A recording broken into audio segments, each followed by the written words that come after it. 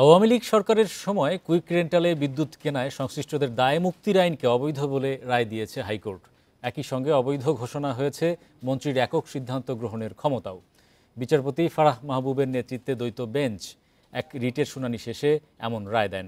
এতে সরকারি কেন্দ্রগুলোকে পুরোদমে উৎপাদন চালু রাখতেও বলা হয়েছে।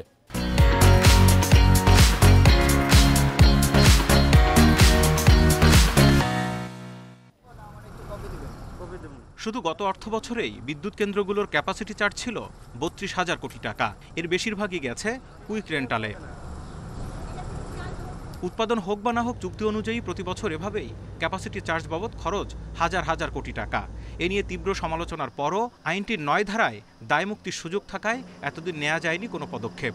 তবে এবার আওয়ামী লীগ সরকারের করা ওই আইনের ২টি ধারাকে অবৈধ ঘোষণা করেছে হাইকোর্ট। যে বিদ্যুৎ কেন্দ্রের চুক্তি হচ্ছে, এই চুক্তির ব্যাপারে কোনো আদালতে প্রশ্ন করা যাবে না, মামলা তোলা যাবে না, চ্যালেঞ্জ করা যাবে না। ওই জন্য আদালত বলেছে যে ৯ ধারা যেটা আদালতের এখতিয়ার রহিত করেছে, এই ধরনের কোনো আইন সংবিধানের অধীনে হতে পারে না। এছাড়া ওই আইনের ৬-এর ২ ধারায় বিদ্যুৎ কেনা নিয়ে যে কোনো সিদ্ধান্ত গ্রহণে মন্ত্রীর একক ক্ষমতা দেয়াকে অসাংবিধানিক ঘোষণা করা হয়েছে।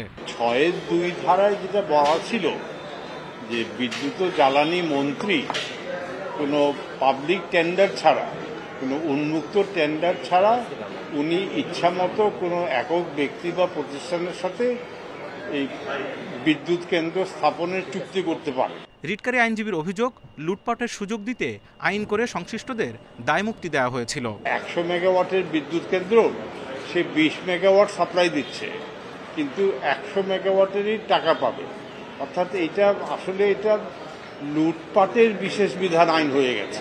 রায়ের নির্দেশনা অনুযায়ী কুইক রেন্টাল বিদ্যুৎ কেন্দ্রগুলোর সঙ্গে করা চুক্তি পুনর্মূল্যায়ন বা বাতিল করতে পারবে সরকার।